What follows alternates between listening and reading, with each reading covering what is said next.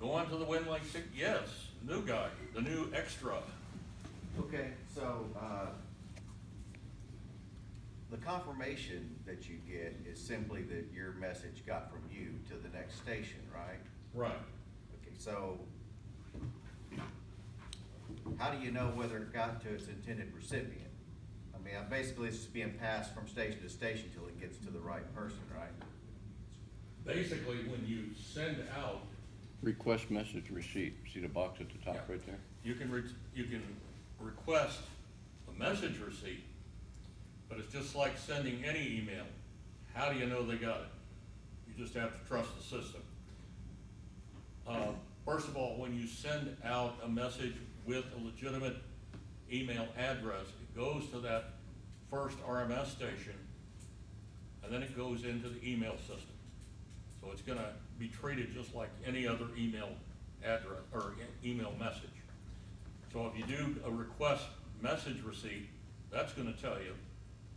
The other way you can do it is make yourself a courtesy copy recipient, where you know it's out on the wire somewhere because you're getting a copy of it back. It's just like sending a regular email. You just gotta trust the system that it's gonna So, get there. well, once it gets, so basically, the point is we're using the radio to get it to the internet where it ties into the regular email system. Well, one thing about it is that's kind of vital. Typically, we use a client to a server. So, and that server's, it could be almost anything, but it's gonna take that message and process it, and it will get where it's going. The other mode that you can use is in a point-to-point setup.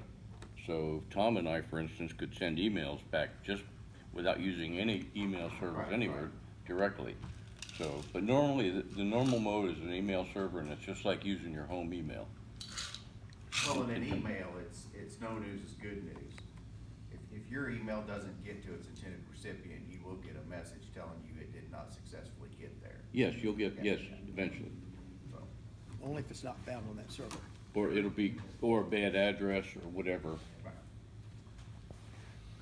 I was gonna say, email, the confirmation you get is saying the gentleman or person's email computer at home, it received the message, but that doesn't mean anybody opened it up. Right. That's true. Just because you send it to them doesn't mean they opened it or even read it, so you just gotta trust the system. And you Unless got, they know what's coming, it delete. Right, well, yeah, you don't know it was read, but you know it was read. Yeah, Because the mail server is not going, if it doesn't know what to do with it, it lets you know if you sent the message that it doesn't know what to do with it. If it doesn't send anything back to you, the mail server knew what to do with that message that it got, and it put Right. it in the right and inbox. then that other one though, when you click that box up there, it's gonna be the person actually, just like your home email, that he actually read the email, not that it got to his Ask for a computer. read receipt, It's right. that he actually opened it up. I may not have read the whole thing, but he at least had it up.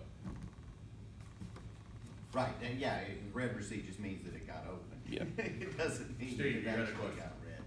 Yeah, remember, this is the same way. Most email systems are forward and forget. As long as it gets to the next server, that's all it cares about. Yep. If you have the read receipt checked and you have the receipt checked, then that person's computer theoretically, when he sees it or opens it, it will respond back through the same chain to get to you. Okay? However, if you're somebody like me who used to be IT security, all that stuff is turned off. Right, if your mail client, you turn it off, then they don't get anything. Yeah. So just remember, it's a forward and forget system.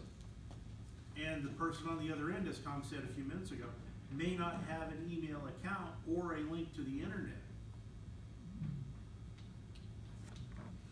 Okay, any other questions? Again, yes, So you send yours out HF, correct? yes. Are there other stations can pick up the same email you're sending out or whatever? You've got, of course, HF, two principal ones are HF and FM. You can also use AirDrop, which didn't you use AirDrop for a while? RDOF, I think they deprecated that.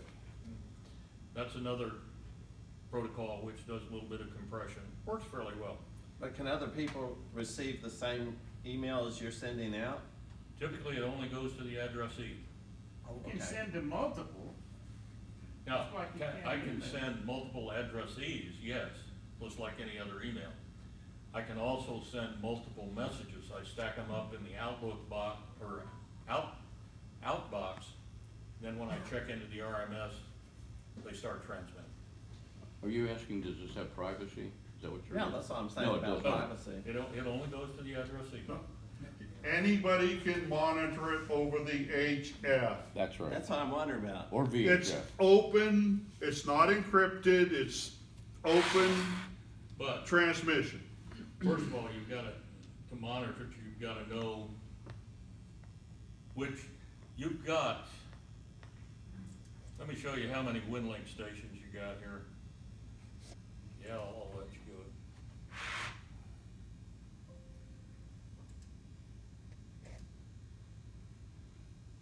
Just You got WinLink stations worldwide on various frequencies. So you would have to know, I know this guy's gonna be transmitting on this frequency at this time, just to pick up that traffic. But, And remember, it's just a data file, it is not telling you what in the world it's going into. any other questions about WinLink? Okay, what I'd encourage you to do is, go to the WinLink website, read up on it. It's free for downloading. Play with it a little bit, WinLink that is. And try it out. Try it, you'll like it. It's becoming a very important tool in emergency communications. So, if there are no other questions, I'm gonna turn it over to Terry, and he's gonna talk about contests. Alrighty,